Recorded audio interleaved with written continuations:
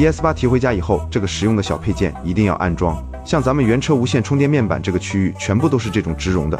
像我们平时放手机来回加速减速，它会在上面来回乱跑，而且的话，这个上面脏了以后巨难打理。那么有了这个无线充电的硅胶保护垫，这个问题就完美的解决了。装了它之后，我们手机再把它放上去以后，不管你加速和减速，手机再也不会再来回滑动了，手机的无线充电也不会有任何的影响。硅胶较软的材质，再加上大品牌质量特别好。